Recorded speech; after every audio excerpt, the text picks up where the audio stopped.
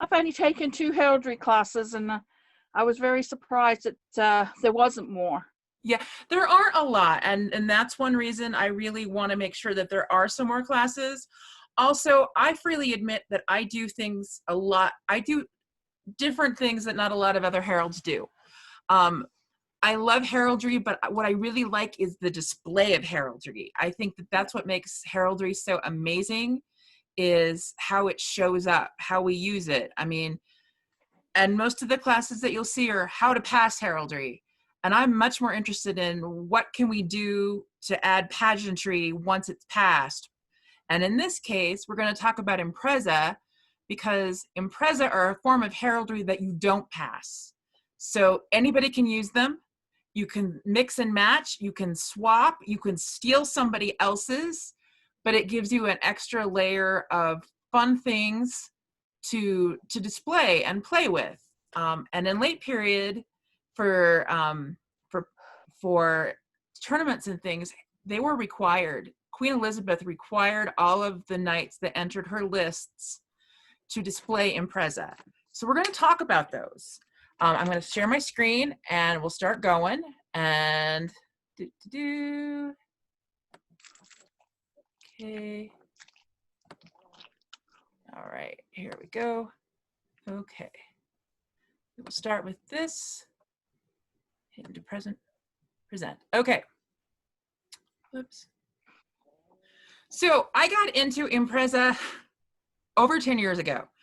I have always loved embroidery, and about 10, 12 years ago, I got super into Mary Queen of Scots, because you do. I think, well, a lot of people go through that stage, I guess. So I was reading Michael Bath's book on emblems for a queen, and I read about the statement that, well, no, actually, I read the statement that basically Mary was passing notes in her embroidery. She was, and I was like, that is so cool. You can put code in your embroidery. And I was super excited about that. For one thing, my husband really likes codes and stuff. And I went, that's awesome. And so I started looking more into it, and I found out that not exactly, she didn't exactly, put dots and dashes in her embroidery, but she did communicate certain things in a way that was known during her time and was part of it. So I wrote this article and I published it in our local newsletter and got super excited about it and forced it upon everyone I knew. So, and I taught this class a couple of times, and then it sat for about 10 years. So I figure it's time to pull it back out and force it upon everyone else. So let's see.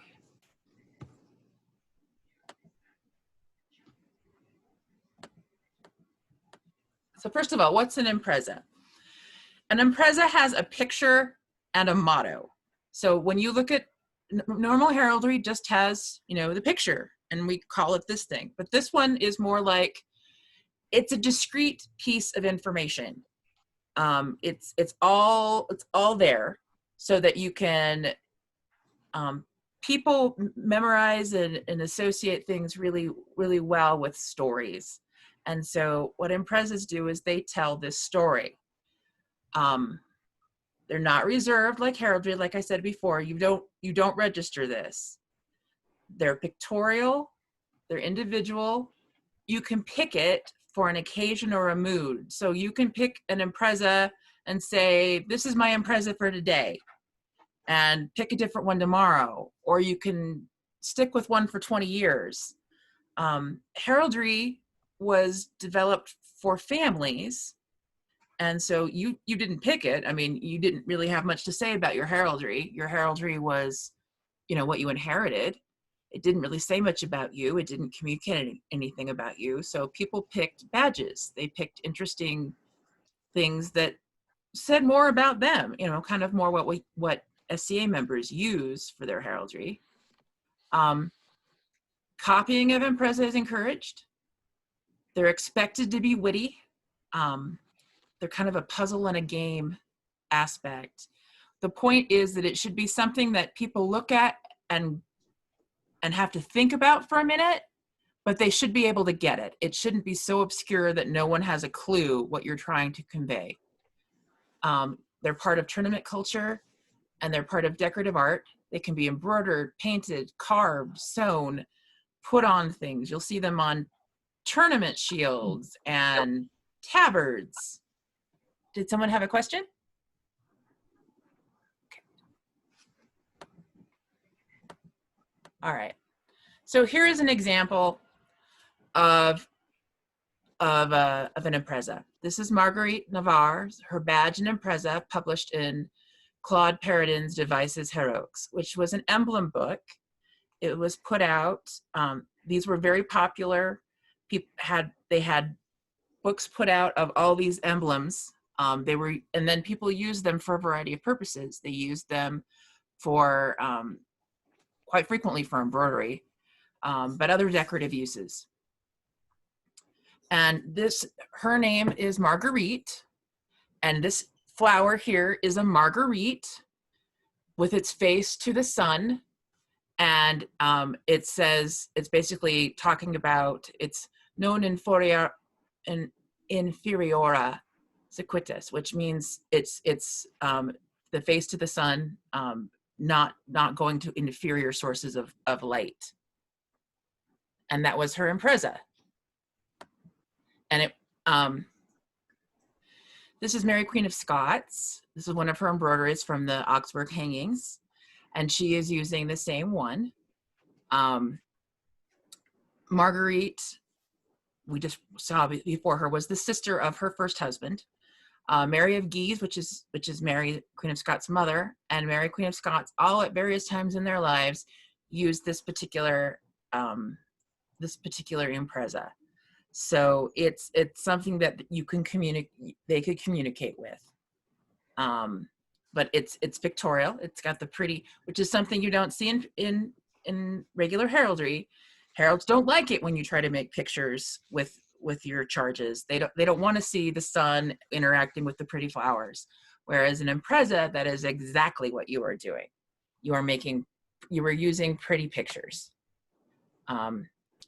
This one's the shepherd's booths, and it is blackwork embroidery. And it's got various little bits and pieces of emblems. We're not really sure what this one means, but it's got some fun stuff in it. It's got all kinds of little bits and pieces. So this is one of those examples of, don't make it so obscure no one knows what you're talking about. But Peridin is another person who published emblem books, and there's literally hundreds of emblem books, which you guys are going, yeah, great, Prax, more weird books an early publishing industry. Yeah, more weird books and the early publishing industry. I'm really interested in it. And most everything I have an interest in at some point comes back to that. So here we are. All right. This one here it's a portrait of George Clifford, the Earl of Cumberland, by Nicholas Hilliard. Cumberland was one of the Queen Elizabeth's champions. His motto here is "Fulmen aquesco ferro," I bear lightning and waters. And his tournament shield is on the tree. It's right here. He's wearing his tournament armor, and the Queen's glove is pinned as a favor to his hat. It's up here. But this I come and conquer thing, and that's so. As I said, at one point, Queen Elizabeth required all of her champions, anybody participating in her tournaments. It was in the plastic wrap drawer.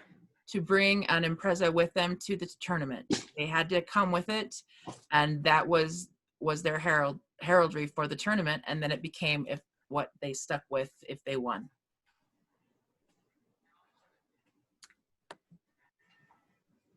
Here's another one. And again, these are important and cool things, because he's got his regular family heraldry here in the corner, but he's also got his it's actually in the other corner, his Imprese, which is recondutur non rotunduntur, laid aside but not blunted. The lady holds a scroll with the motto referring to the armor in the foreground. And so he's basically talking about how he was a previous champion. So he, you know, may have been passed over this time, but still awesome, still totally usable. So it's a fun way to. It can be a snarky way to communicate as well, a fun way to communicate, some way to put these little puzzles and late period, they were really big on showing their education and playing these games, and Imprese is one of those. But they Imprese started in the 14th century, so it started rolling and moving along. They were 14th century French to begin with. I'm focusing a lot on the English ones just because they are really easy to find in portraiture, and so they're a little bit more fun to look at.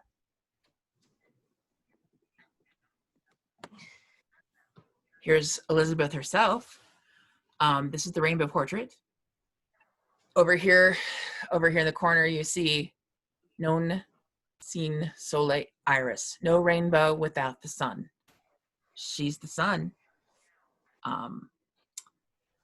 And so without the rainbow is supposed to equal peace.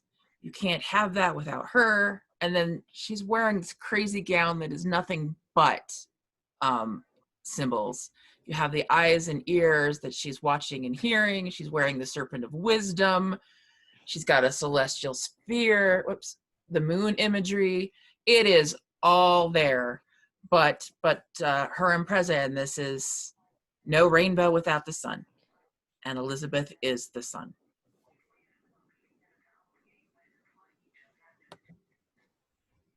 This is Milo of Croton. It's a pageant shield from the 1570s by Antonio Polaulu. And it's got, again, this is actually David talking about, I can't remember. I, of course, did not put the notes on this, so I can't tell you the exact translation of it. Here's a mask costume design. I put this one in so that you can see, again, that these are being used all over.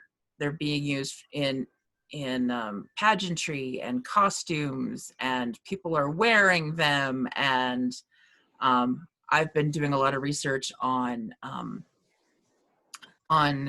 fruit trenchers for banqueting, which is, you know, you're having your dessert on a small plate, and it's got the little bits and pieces of it, and you eat your suckets, and then you flip it over, and there's a little of everything, but all kinds of different puzzles and games. Imprese fall into that, as do, I mean, they have things like, there's a set of trenchers that have all the parts to sing a madrigal on them. So it was part of this play, an example of being an educated courtier, where you understand the rules and you can prove that you're, you know, part of that society because you get it, you get the jokes.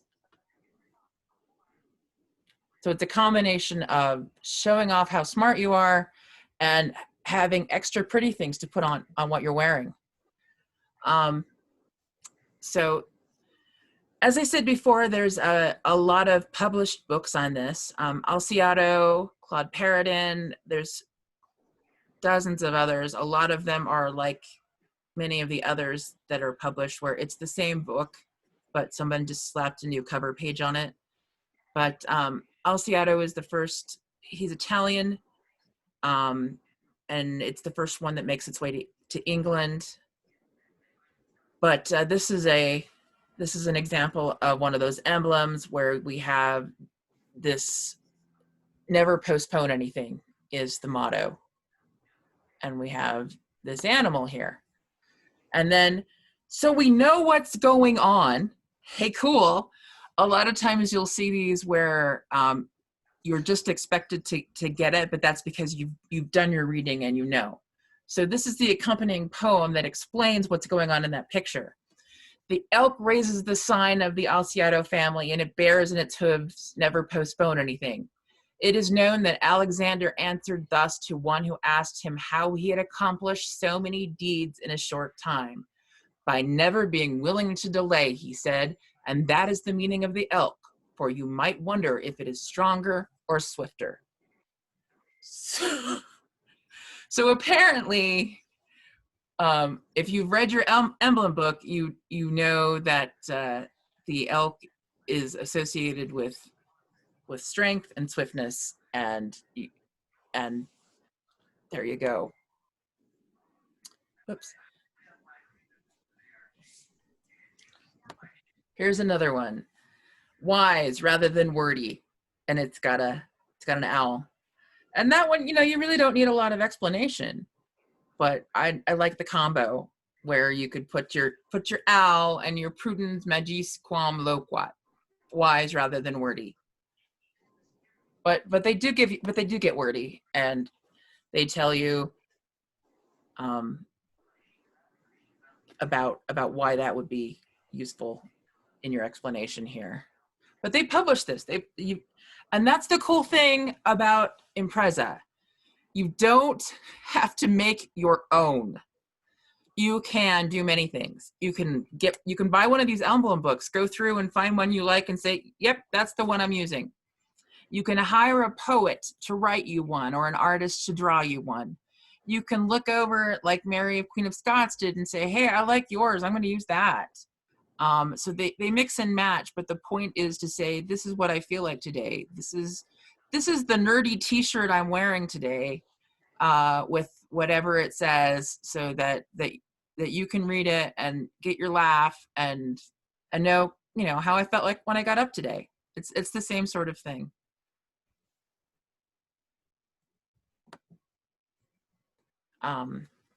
Here's another one. One ought to move swiftly, and you have the eel and the arrow.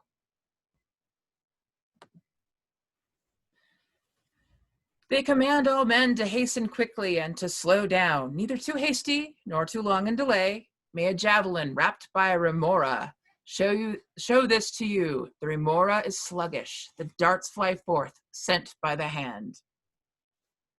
Again, 16th century, but I like the eel and the arrow. I think it's a fun imagery, and it's nice to talk about balance. Here's one. One man can do nothing, two can do much. And you have your two guys.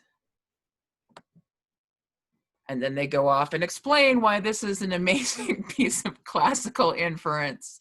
But on its own, it makes sense on its own. It doesn't need the poem.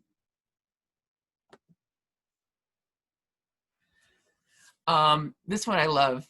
It is a fox with a mask. He's in a mask shop, and mind, not outward form, prevails. So it doesn't matter what your mask looks like. It matters what's inside. And in this case, it's gonna be all right because he's a sly fox.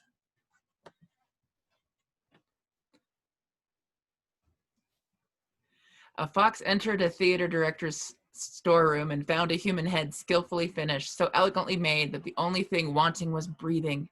In other ways, it was like a living creature. Taking it up in her paws, she said, "Oh, what a head is this, but it has no brain."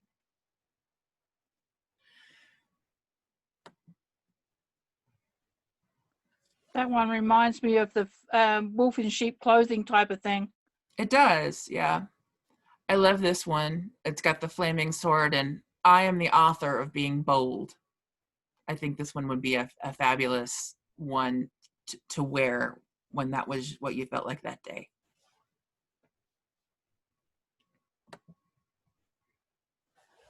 Here we have an alligator with the "hitherto no man hath conquered me."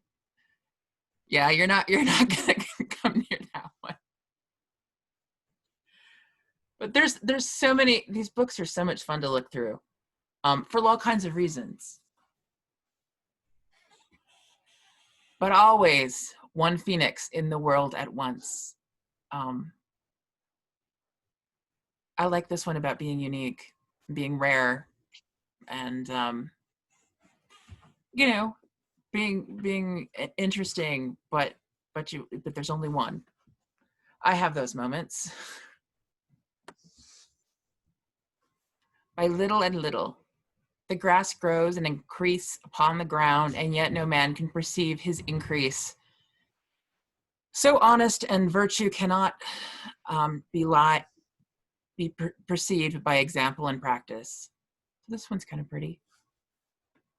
And that's what you're getting, is just pretty. And then that's the nice thing is you could just go pick what you want that day, foot by foot.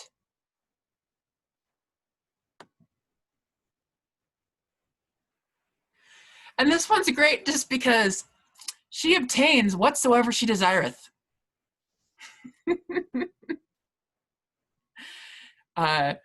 Diana the Huntress, and she has her arrow. She's gonna hunt it and catch it, and she's gonna bring it down and get what she wants. Again, I think that's a fabulous one. I really would like to do one of the Swabian style dresses with the single embroidered arm, and do something like this one.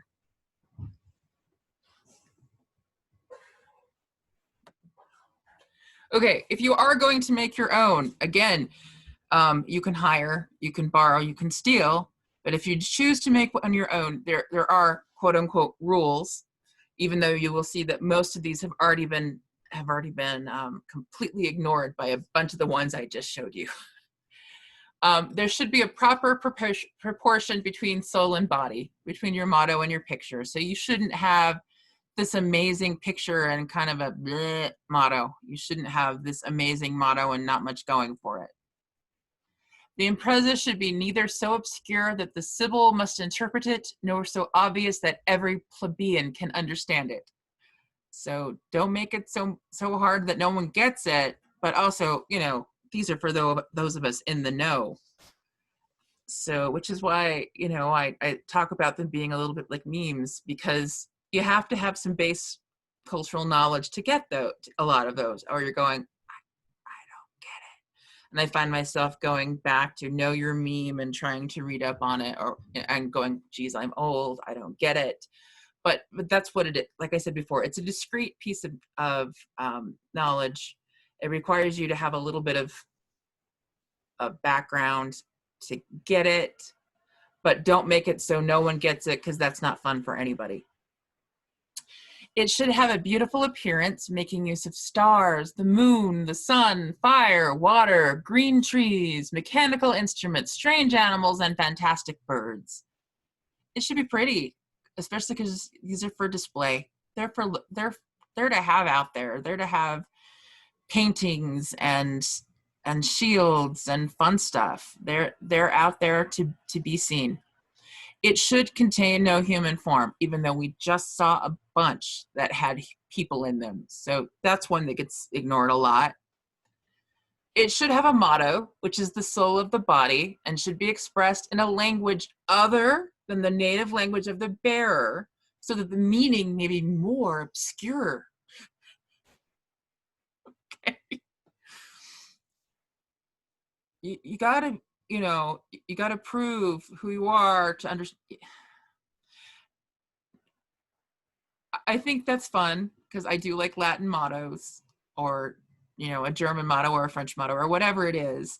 And those are fun, but it's also nice to let people know what they are, because if you're the only one in on the joke, it's not as funny. The motto should be brief, but not so much that it creates uncertainty. 2 or 3 words may be enough, unless they are in the form of verse. But on the other hand, if you're gonna draw this or put this on something, as an embroiderer and someone who likes to put mottos, yeah, don't get crazy. Try to keep them short, but still be something that people understand.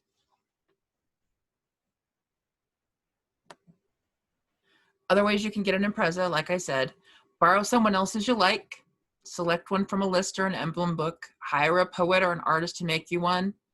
choose a motto from antiquity, beg, borrow, steal. And here are some references for further reading.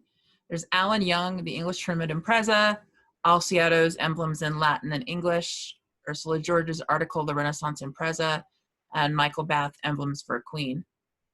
You can find the English Emblem Book Project, which has a whole lot of emblem books, and there's lots of others out there. They're very available. Archive.org has a lot. And they're fun to go look for, especially look through as an artist, as someone who wants to do decorative stuff. They're really nice to look for, to, you know, just flip through for inspiration, to see what was used. If you want to, like I said, trenchers or or as an embroidery or as a flag or as a tournament shield, or you'll see them on like embroidered book bindings. Anything you can think of, these would be a fun thing to put on it. Whether you have your heraldry or not, or you know, you want to try something different, you don't have registered heraldry, this is a great way to get to use heraldic things on stuff. And also I think the more pretty we can have out there, the more pageantry we can have, the more fun we're having. But then again, I like bright colors. I like gold. I like more. Speaking of which, I like more. I'm going to show you the development of one of my Impresas. So this is a picture of Fortune, and she has her cornucopia. You'll see the cornucopia in quite a few different things. I wanted to make a tournament shield, and I used basically the basics of what we saw with George Gower's hanging in the tree, the basic shape. And I wanted this to be something that I could have, you know, just hang up and have decorative. So I'm making out of paper mache, totally period, totally usable. In most cases, these things, because they are one-offs, they are not made out of gorgeous whatever it is. They're made to be disposable and consumable. So I decided to make this one, and I cut my basic shape out of paper, and I started using some cardboard, and I built it up in celluclay or paper mache. And then I painted it on up. And so what this was about, again, like I said, this is an older class. This was about 10 years ago. Well, about 9, because I did this for IRCC2. And this was my motto, which I still use from time to time. It's not my official device motto, but it is my secondary motto, which is Magis est melius, more is better. And so I matched that up with a cornucopia, because, you know, that bounty and that extra. And then I put it on my little tournament shield, and I hung it on a wall, and I displayed it. This one actually got displayed at Laurel's Prize at Uprising one year, because I thought it was funny, and I really like the more is better. I find it amusing. So right now I'm working on another one, which is more kind of in keeping with it goes along with my badge. I have a flying pig. I know that's a shocker to so many people. I have a flying pig, and there are some historical examples of flying pigs. One is Chrysaor, who was one of the sons of Medusa. Medusa has 2 sons, Pegasus and Chrysaor, and sometimes Chrysaor is seen only as a giant, and other times he is portrayed as a winged boar. And I like the winged boar, and so I use that. I think that's pretty fun. And then my household is House of Snake and Stone, which has the Gorgon's head. So I like that combination. And if people know their classical mythology, they might get that part. And so I'm building an Imprese based on the pig and the Gorgon and my motto of ad spes infracta, yet hope isn't broken. So I'm playing with those ideas to build another one.